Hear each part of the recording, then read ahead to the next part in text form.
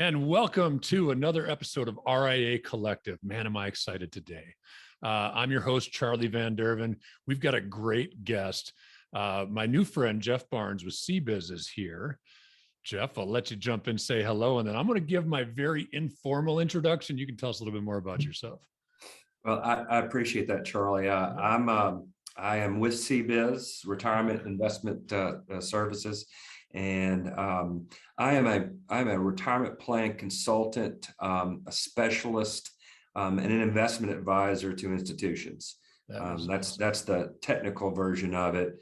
But I do a lot of other things too, and I want to make sure, and you and I were just talking about this a little bit, Charlie, right before we started, that who I am and my identity and who I am as a person is not necessarily who I am in my role. So in my role, I service institutions solely. I don't work with individuals, but I work with them in their retirement plans. And I couldn't be in a better place right now. So this is a great time for us to have a conversation. That is awesome. And I'll tell you what, Jeff, I mean, we met month and a half ago, something like that, right? Preliminary conversation. How do we feel about each other? I knew immediately, because usually we're interviewing RIA leadership, right? And so your role is a little bit different than our normal interview, but I knew immediately when we met each other that you had experience and wisdom that you could bring to a listening audience that was considering a change in their role in the industry. Everybody's got a different path. And that's what I'm learning more and more. I've been talking to advisors for 20 some years, but as we get deep into the interview process on this podcast, everybody's got a very unique path. And you certainly do. Well, I kind of like you on the personal side too, right? Listen, I had a 2:00 meeting today, Jeff, postponed. And so it actually gave me an opportunity to jump out in the ocean. So this is not freshly showered hair that looks wet. It's freshly so I got to catch a couple of waves. I know you appreciate this because of who you are. I saw two tarpon and a manatee while I was out there surfing for 30 minutes. Wow. Yeah, dude, the ocean is alive. But I love like the mountain biking we talked about. In fact, when we first met, you were nursing a broken clavicle. I still am, and will be one of the longest periods I've been off the bike. I ride mostly mountain bikes. That's really my passion. I tell people I like my road bike. I love my mountain bike, so I'm off. I crashed on my road bike. It'll be 6 weeks ago this coming Sunday, and it takes a little while to come back from that. Patience is not one of my virtues. I'm just kind of a patient guy, but I've had to be. And so I'm looking forward to swinging my leg over my mountain bike and hitting the trail. That's a wonderful thing that's happening in our country since I've been riding mountain bikes, which I started back in the mid to late 80s. So I'm aging myself, but now there's a lot more trails. There's a lot there are more places to ride. And one of the benefits of a business like this is it gives me the flexibility to go out and do that all over the place, and to be able to work with my clients and my colleagues, my team, when I may not be in the office. So I love it. I love it that you got to get out and spend some time outdoors, which I like to do as well. So that. I'm so glad you got some time in today. It's one of the flexibility is one of the greatest things. We had an office right before COVID, and like everybody else, we shut that down. I don't think we'll get. I say I don't think we're not getting another office. I mean, like our team has become more remote because of it. So we're hiring maybe better, more talented people in other locations. So we're not just beholden to our larger Daytona Beach hiring pool. And then the flexibility, I mean, I think we chat a little bit about it. We did an RV trip during COVID, right? And just the ability to do what we do from anywhere. I just happen to be in the house today, but could be anywhere tomorrow, so. That's true. I work some out of my house. I work in my office. I'm in Memphis, Tennessee. It's scorching hot right now and humid. Yeah. We're used to that in the summer. So I do a lot of my cycling in the mornings, early or late in the day. But that's just how things are. So I work from the house some. I will say this. I do miss face-to-face meetings with my clients and prospective clients. we all miss, they do too. And I'm looking forward to us getting back to that. This is great. It's good to see people this way. It's much better than just talking on the phone. All of us had to do this and adapt. Yep. When COVID hit. But I think we're best when we're in meetings face to face. I miss that interaction. So I'm hoping that we get back to that soon. I really do, Charlie. Yeah, I agree. And I had my first conference was the Jolt conference out in Vegas, which is probably 6 weeks ago now. And that was the first one since March of 2020. And it was wonderful, that interaction, sitting on a panel. It was just, that was great. And then we got 2 coming up this fall, one in September and then one in October. And I agree with you. Zoom's great. Zoom's convenient. That's wonderful. Listen, I can't wait till I'm passing through. And if you got a spare mountain bike, because I do beach cruisers now. I have two. Awesome. I have 2 mountain bikes. I've got one to share, and we'll go out and do a little bit of that. And, I like it. So I think that's great. I love being outdoors. I'm in Memphis. In the winter I do a lot of waterfowling, a duck hunt. Cool. That's pretty common around here. So I'm outside a lot. My kids are outside people. I like traveling. I like being around. I have a good friend that lives out in Washington State 5 months out of the year, and he's very successful in his real estate practice. He has a Sprinter van. And so I did this last October, flew out to Portland. He picked me up. We drove from his house, drove the Sprinter van back, and spent 9 days on the road. That's 8 of those days we rode. And we spent 3 days in Moab. It was great. So I love being outside. I love exploring. I like camping and being out. So there's just nothing quite like it.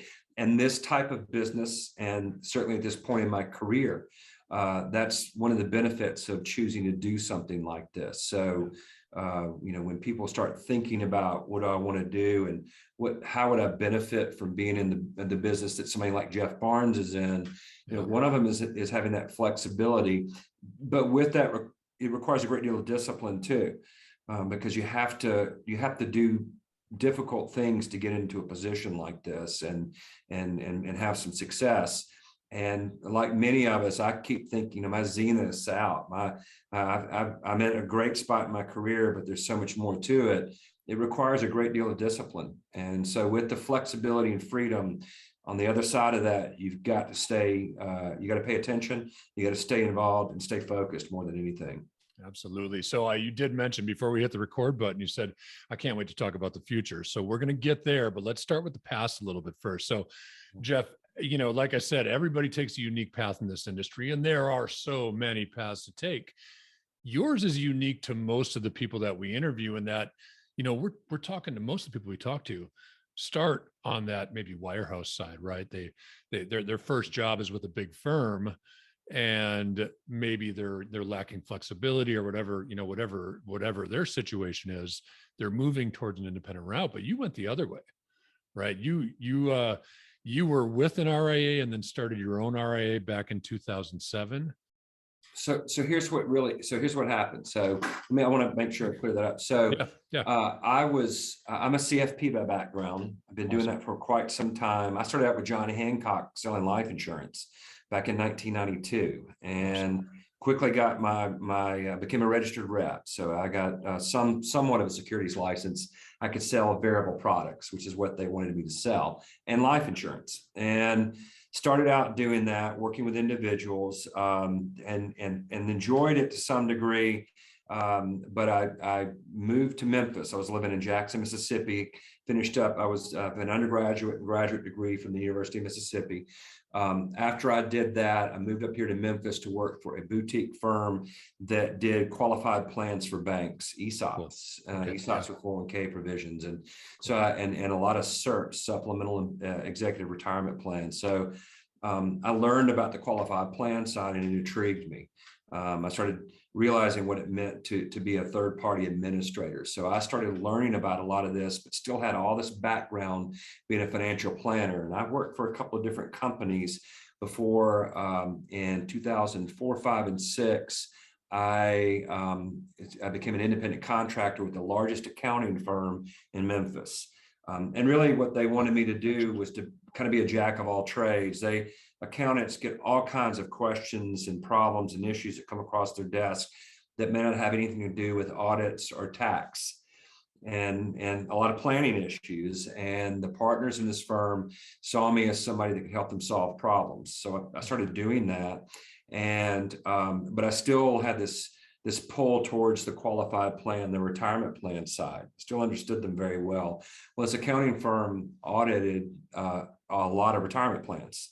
A lot, I mean, 80, 90 retirement plans. When a retirement plan is large enough, 100 to 120 employees, eligible employees, you have to have a third party, an independent audit come in when you file your return with the Department of Labor and Department of Treasury. It's called a Form 5500. You have to have an independent audit of that plan. Well, this accounting firm did a lot of audits, and before I knew it, the audit department was asking me to help them with some of their clients that were very inefficient, that they weren't able to build. They were losing money on the accounts. They're very sticky in terms of what they could charge for their services. So all you have is your time. So if you had more time than you were able to bill, that was a problem. So I came in and started looking at some of those plans. And before I knew it, I was solving problems that were helping the accounting firm. I was charging fees, just like their accountants, billing my time, and doing a lot of other things. I was still a CFP. I was still selling insurance, employee benefits, helping with planning, estate planning, business planning. But before I knew it, I was being pulled back into the retirement plan side, and I helped solve the problem of a client of theirs that wanted to hire me. Cool. And we ran into something called an independence issue that resulted from Sarbanes-Oxley, which came out of the Arthur Andersen debacle that happened many years ago. Yeah. And so the accounting firm said, we can't really have you working here and doing that, and also being the broker advisor on that plan. You've got to make a decision. Yeah. And so I did. And when I did, I went to the guy that headed up the accounting firm also, and he still does. He works across the hall from me, manages an RIA that works with independent RIA wealth management. I went to him and I said, what would you do? And he said this, he goes, you should not form your own RIA. You'll spend all your time fooling with that. Find somebody that understands what you're doing, which is just retirement plans. Find them and see if you can get on with them. And I did. And I found a group called Financial Telesis. So if you're in the retirement plan business, you might be aware of them, and a group called Retirement Plan Advisory Group, or RPEG. And I met them through a coach named Charlie Epstein, who you and I discussed. Yeah, it's a familiar name for sure. So I opened myself up to Charlie. He said, here's what I think you should do. And so I found an independent RIA that worked mostly or almost exclusively with retirement plan consultants and advisors. Got my Series 65. Right before I did that, I got my Series 65 because the same guy that told me don't form your own RIA said, you've got to be independent. You need to have direct expenses being paid to you. And this is the only way you can do it. So you stop being a broker, a registered rep, or at least do less of that, become this. And that happened pretty quickly. That was 2007. And that's when I started my own practice. Wonderful. And of course, we, that date is always instrumental. In fact, I put it as we were prepping for this, I was like 2007. Wow. That, was a crazy time for all of us. Of course, most of my experience is on the retail wealth management side. Mm-hmm. Tell me how, those 2007 singing, everybody's doing great. I'll tell you, Jeff, bought my first house in 2007. Terrible idea. yeah, terrible idea, man. So we got hit by that, so that time hits me personally. Yeah, listen, that's a long story too. A single guy bought a house, found out I had my first child on the way, but anyway, so life happened very quickly for me at that time of life. How did that, talk about how that period between 2007 and 2009, you are hanging your own shingle, right, for strategic reasons. How did that impact the plan side of the business? How did that impact the same way that, the individual wealth managers out there or the retail wealth managers felt it? So I didn't have a whole lot of AUM at that time. I was starting out. I was lucky that Financial Telesis believed in me because I was on the really small side for people they were bringing in. I had income coming in from other sources. My wife was very talented, an attorney. She was working. We were just starting to have kids. I had a young one, had another one on the way. In 2006, I guess I had two. I had a baby, and so we had a baby, and so what benefited me the most was that client that I told you about that I picked up. I'll never forget what pushed me into this. I had done some due diligence on their plan, decided that they need to move from one record keeper custodian to another, did all the paperwork for them, came in, and I had checked the box on the funds, the investments, sat there, slid that paperwork across the table to the CEO, the CFO. The CEO said, "What am I signing?" I said, "You have to sign this paperwork." He said, "Why am I signing this?" And the CFO, before I could speak, looked at him, and he knew he had a pretty good grip on things. Smart fella. He goes, "Jeff's not a fiduciary." He used the words. He's not a fiduciary. Yeah. And then the CEO said, "Then what the hell are we paying him for?" And that really bothered me. Sure. Really, really bothered me. I thought, he's right. Why am I the one that really selected these funds? Why am I not signing off on them? Right. And that really pushed me off in this. Well, it was perfect timing. And when I met Charlie Epstein, I started talking about this. He said, "Let me tell you what's about to happen. This industry is about to go through a change, an upheaval in transparency and responsibility. These two factors are going to shape what you just described to this instance with this client. They'll shape your career. So if you can provide that, if you can provide transparency and responsibility, you're going to be held to that standard here soon, because things are changing, laws are changing, rules are changing." Yes. And they did. Yeah, they did. Sure. And disclosure came out in 2012 that required plan sponsors to tell plan participants what people like me were charging them. I had to start making disclosure to my clients that said, "Here's what I'm charging. Here's how my fees are coming out of your plan. And here's what I'm doing for you." And so even though we were in a very difficult time in terms of the markets and uncertainty with our country and financial institutions, the Congress and the Department of Labor were all pushing towards this idea of transparency and responsibility. I had positioned myself for that. So I started growing business, even though these plans and assets were down a great deal. Well, they were new clients to me because the people around me weren't willing to do that, or because of their existing relationships with their broker dealers or their registered investment advisory firms were precluded from being fiduciaries, from acting in that capacity. And so I had positioned myself very well to be able to work still pretty closely with the accounting firm, even though not formally with them because of all the audits they did. We started doing webinars and seminars. I did them in conjunction with the audit firm and some local ERISA lawyers here, which provided credibility for me. So for sure, during that time period, I was actually growing business.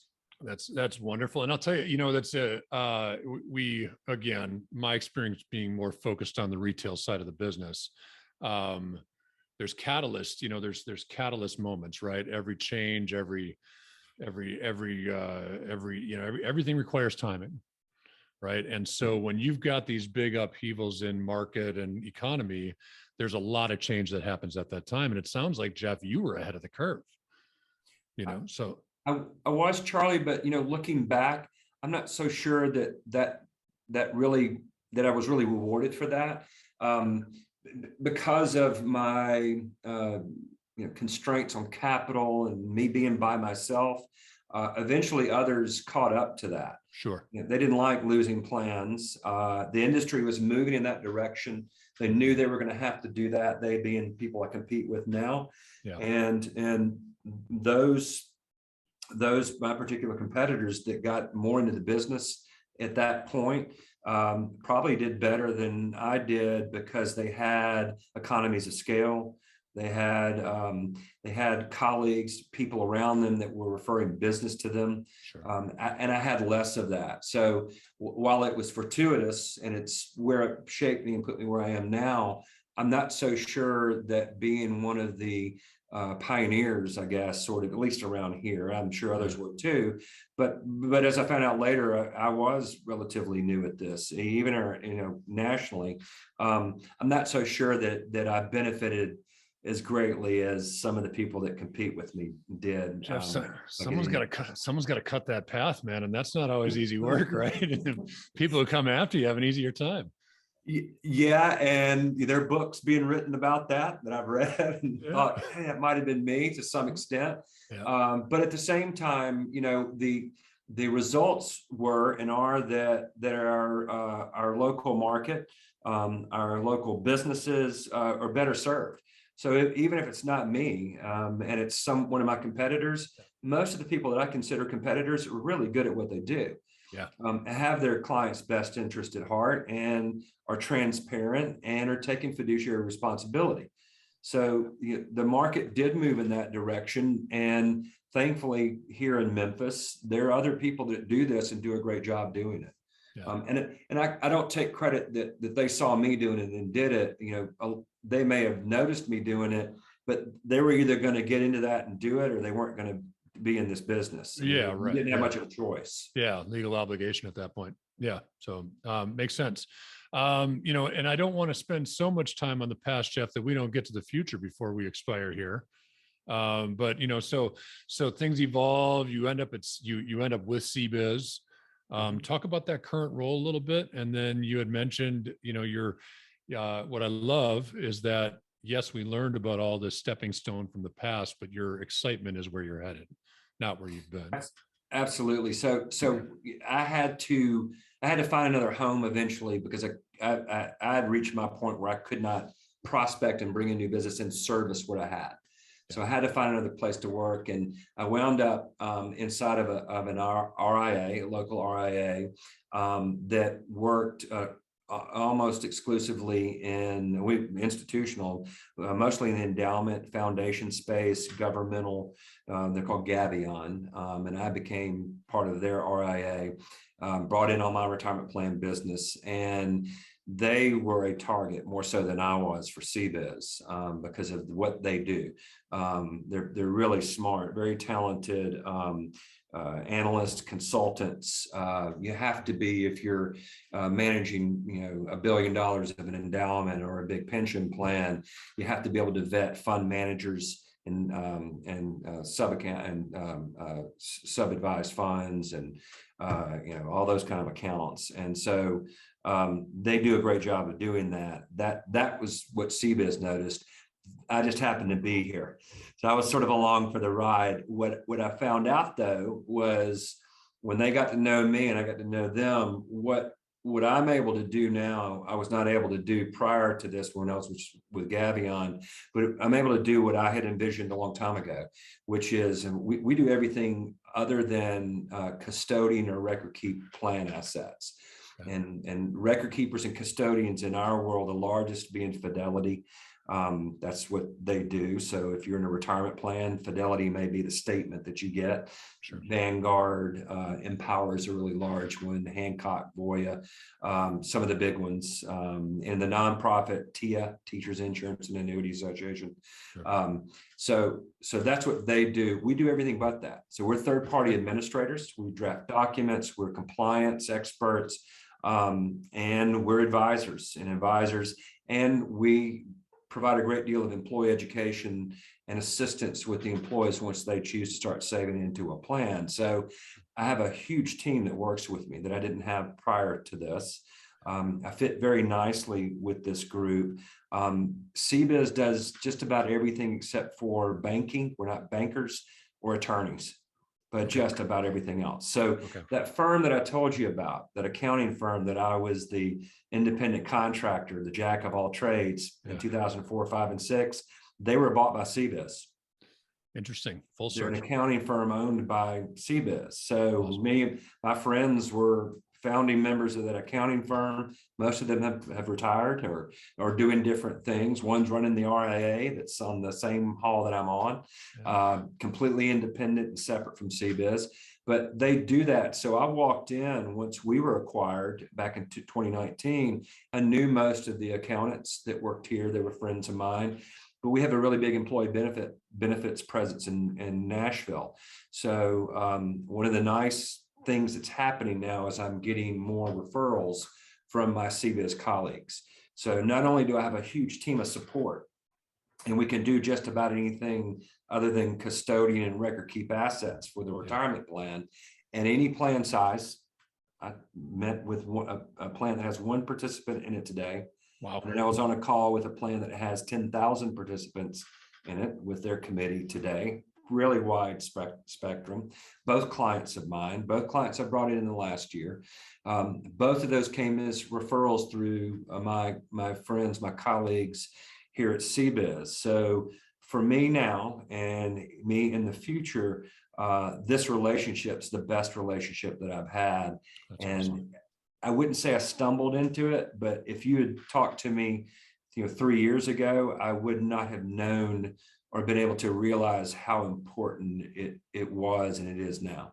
Well, and that, you make an incredible point, right? All those relationships from the past that have come full circle and now, affect your life today. I can speak to that too. We got started doing websites for the large firms back in '98 with a company out of Minnesota that I don't know if we knew what the heck we were doing back in. I think they were probably founded in '96. I joined them in '98 as like employee number 12, right? And we grew that significantly. The people I worked with back then, a lot of them are part of Broadridge today, right? And they've got their hands in all kinds of firms that we've got some crossover there. People I worked with there are now at FMG Suite, for those not familiar with the brand, big marketing firm out of San Diego that serves the industry. So I go back, 20 plus years to, people who we were frankly, seems like we were having more fun than the work we were doing. We were young and enjoying ourselves at the time. They still affect my life today, 20 years later. So, the impact of those relationships you create early on in your career that you never know. You never know. Well, and that's what I would say to any young person starting out. Make sure that you remember those people, stay in touch with them. It's a lot easier now to do that with social media, with LinkedIn and Twitter and all that, everything, Facebook, everything I'm available to you.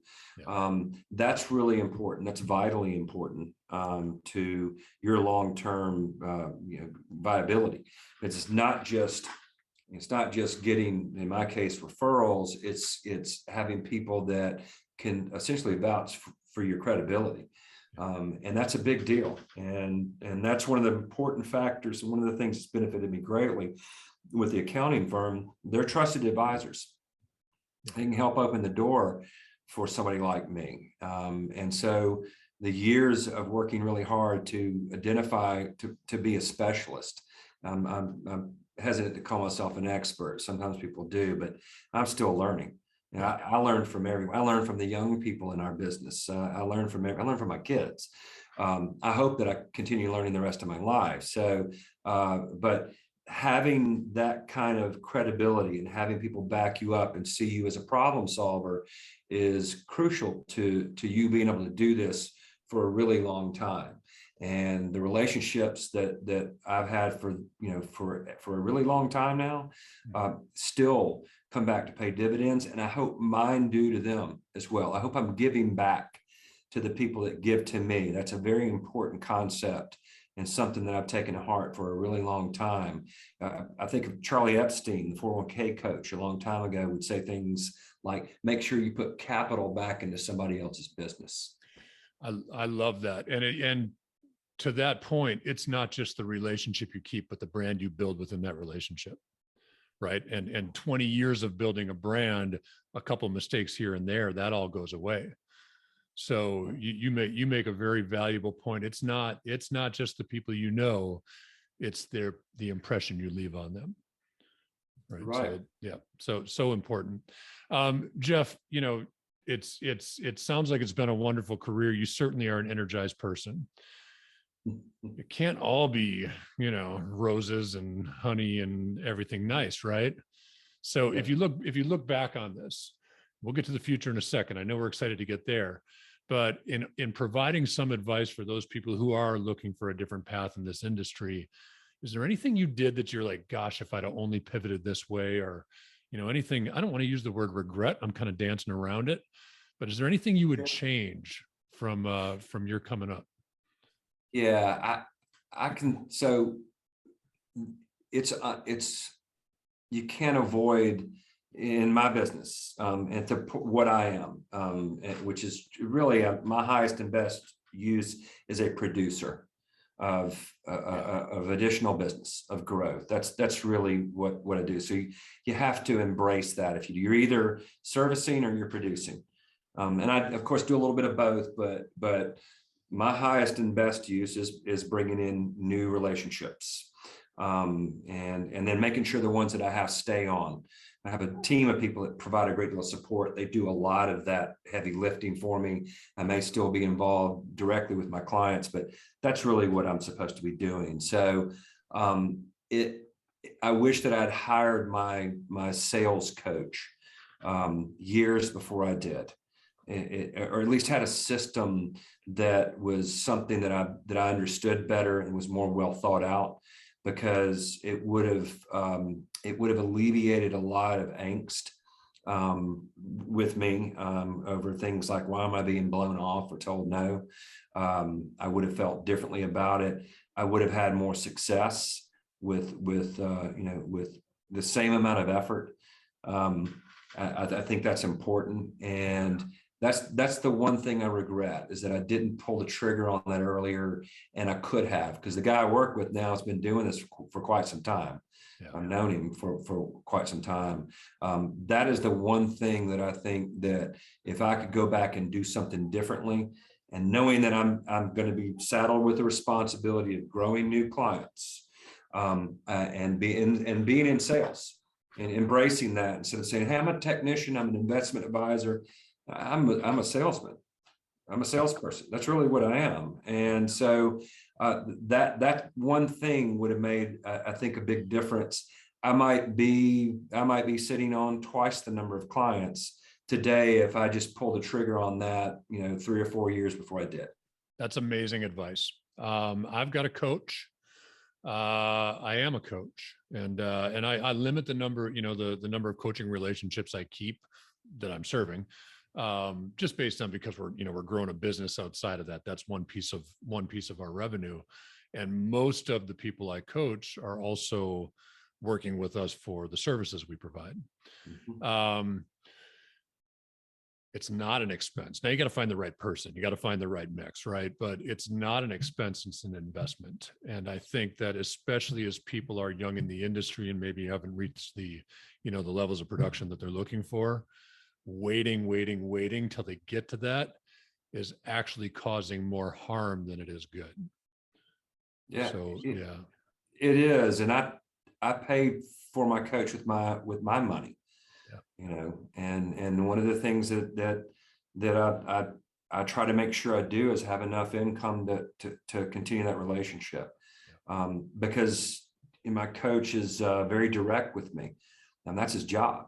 That would be your coach, his or her job, whatever that is. Mm-hmm. And to listen to you and to say things like, perhaps you were talking too much. What kind of questions did you ask? Yeah. Did you make it about them? Yeah.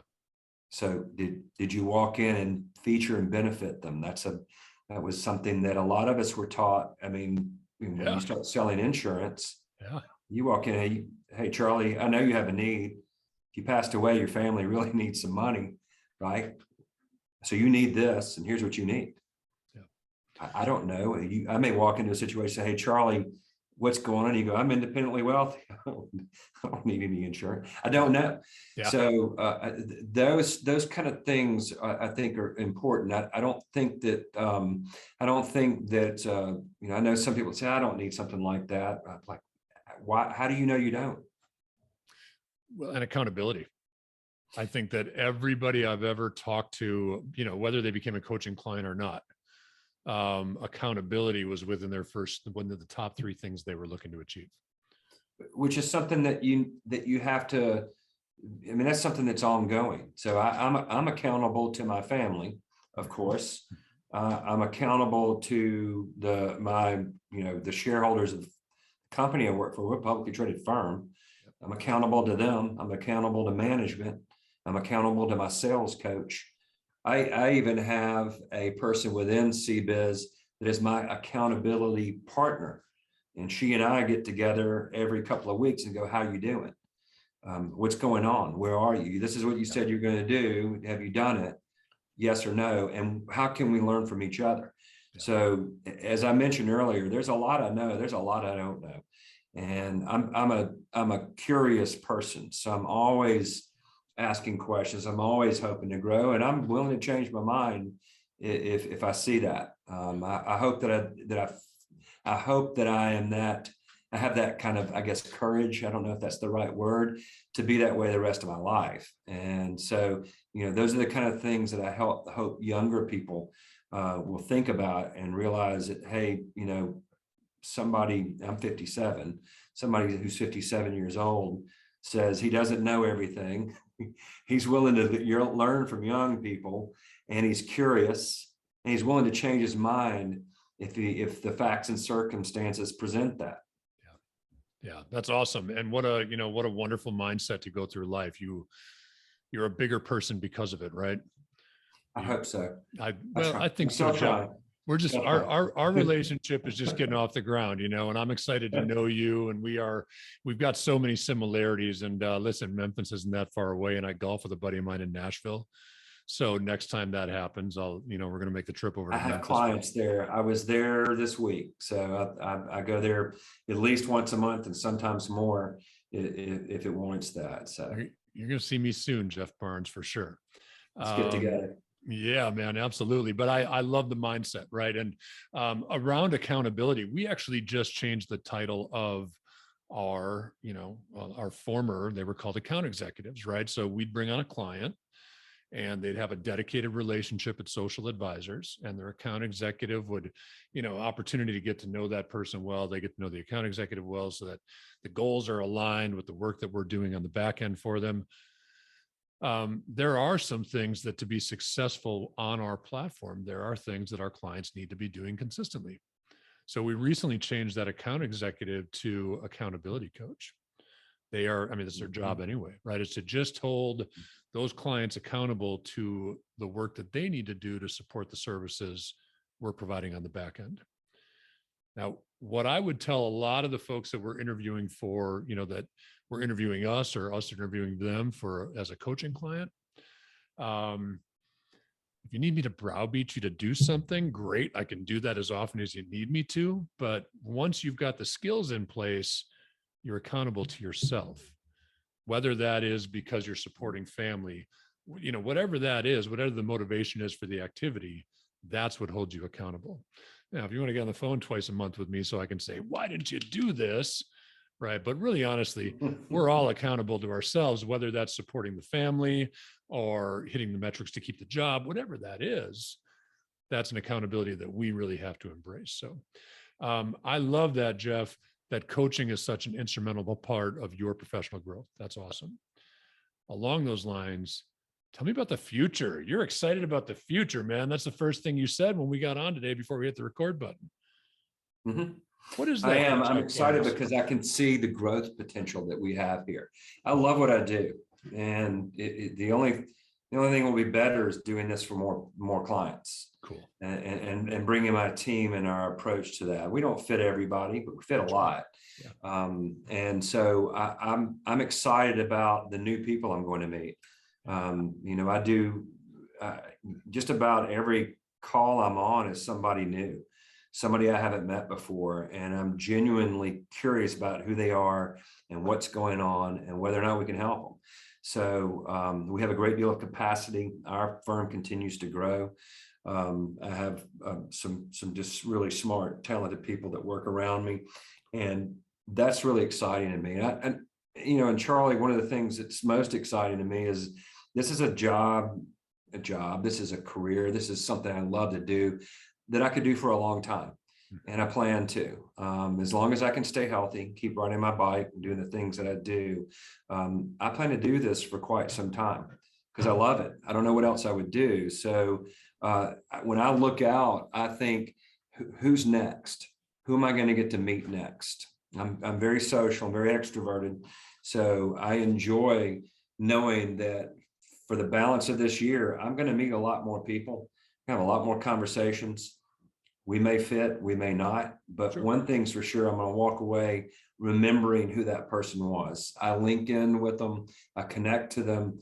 You never know what may come up. So that to me is the most exciting thing about what I see when I'm looking out in the future in this business. Jeff, I am absolutely inspired by your thirst. Right. The 57 years old, a couple decades in the industry, right? Your thirst for more, whether that's more knowledge through coaching, whether that's more knowledge through your team members, whether that's more relationships, your thirst for growth is inspirational, man. I appreciate that. Well, thanks. I think my management team would like to hear and see that become realized as well. Yeah. I mean, we have a lot of conversations about that, but I have a great deal of support, and I know that it will happen. I'm confident that we'll continue to grow.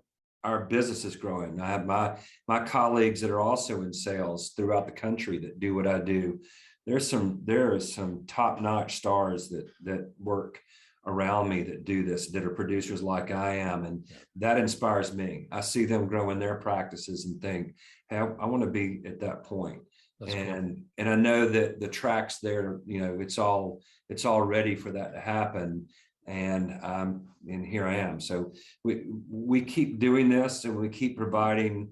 If we can impact the employees that work for these companies, if we can help them make better decisions about how they invest their money, if we can encourage them to save more money, if we can reduce the cost in their plans so that they have more return, then even if it's small in terms of incremental progress, then I'm doing something that impacts my community, and that's a big deal to me. So I do that with my nonprofit time. I'm really passionate about trying to close the gap.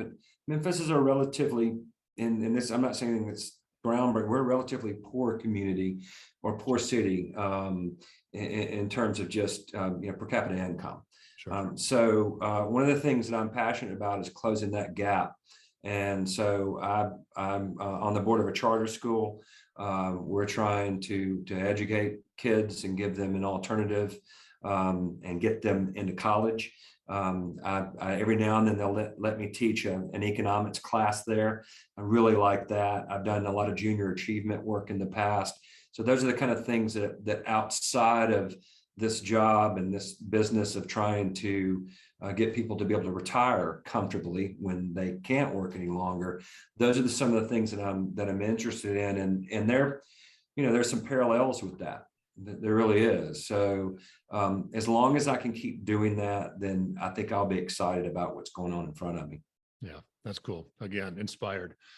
Jeff, for any of our listeners, right, who are really struggling with where they're at, thinking about how they're going to evolve their career in our financial services environment, maybe they haven't really thought about that retirement plan fiduciary role similar to what you play. Are you open to one-to-one conversations, giving advice along the way? Sounds like meeting new people is right up your alley, man. Absolutely. I have no problem doing that. I think this is a great field to be in, and I don't think there's enough of us. There needs to be another generation. I have some really talented young people that work with me. I love seeing them learn. Like I said, I learn from them too. So if there are people out there, they don't have to be young. I don't care who they are. Yeah. If this is something that they're thinking about doing, I would be glad to take the time. All I ask is that we set up a time to talk, so that I can schedule that in because of all the things that I do. Yeah. But I would be more than happy to help somebody out. That is generous. Thank you. What's the best way, Jeff, for them to connect with you? To probably just link in with me. Okay. I have a LinkedIn, so I think you might have that information. So if they want to get in touch with you through the podcast, that's probably the best way to get in touch with me. They sure can. And I'm actually looking away from the camera real quick. So Jeff Barnes, Barnes. There's a couple of them out there, Jeff, but so yeah, I can give you my email address. It's Jeff, Jeff.Barnes, Barnes at CBIZ.com. Awesome. So I don't know that you're going to flood, Jeff, but listen, you're an inspiring person. You really are. And I don't, we don't listen. I don't want to put this cloak over our friendship, right? We've known each other just a few months. We've had a few conversations. We connected on LinkedIn. But from our first conversation, actually from our first 5 minutes of talking a couple months ago, I like you right away, man. It's well, really... I was checking out your pictures in the background, and it's all stuff that I find interesting. So we started out with a good conversation. You gave me some good advice on what I should try out if I do in fact try to snowboard the next time I go out west. And after breaking my collarbone on my road bike, I'm like, maybe I should. But you gave me some. I do a little bit of wakeboarding. We have a boat, so we do a little bit of that. So maybe it will translate. My sons would like for me to be on the mountain with them. So I appreciate your advice on how to go about doing that if I choose to do so. Yeah, if you've caught an edge, you've caught edges on that wakeboard before, so you're going to sling. You're either going to sling hard forward or hard backwards. Helmet, padded pants, and wrist guards. That will keep you safe and save you a lot of pain that evening. So that's my advice for anybody who wants to try snowboarding. Helmet, padded pants, and wrist guards. That'll keep you safe. And I would say anybody wants to mountain bike or ride any bike, make sure you wear a helmet. Because when I went down in the crash that was my fault and broke my collarbone, my head hit the concrete. Yeah. And my very nice, it was a relatively expensive helmet, saved my noggin. So I was able to get up and text my wife and have her come pick me up. And a day later, I'm working, and I had surgery the following week. I only missed an afternoon, and I'm back at work. So make sure you wear a helmet. I love that. I love the helmet. Well, helmets weren't cool when I was a kid. And so they weren't. Yeah. And I had a wreck. I had a wreck at Arizona Snow Bowl in 1995. And it was an ambulance ride down the mountain, unconscious for, I don't know, upwards of an hour or whatever. That's the last day I snowboarded without a helmet. I was lucky to have another day to snowboard. It was a serious one. So good advice. If we're leaving with any good advice, Jeff, maybe it's not career, but wear a damn helmet. Yeah. Every time you get on your bicycle, every time you snowboard, protect the knowledge, protect the noggin. That's right. Live for another day. That's it. So Jeff Barnes, my friend, I thank you so much for joining us today. For those of you listening to RIA Collective, again, my name is Charlie Van Derven. I'm the host of RIA Collective and president over at Social Advisors. If you enjoyed what you heard today, please review us on the website, riacollective.com. And we're always looking for really quality people to interview. So if you know somebody in a leadership role that's got good advice for the industry, if you know somebody who's young in the industry and is looking to connect with some leaders at RIAs and gentlemen like our friend Jeff here, please hit us up on RIA Collective or connect with me, Charlie Van Derven, on LinkedIn. Thanks for spending your time with us. It's valuable. I appreciate you spending a little bit with us. Thanks.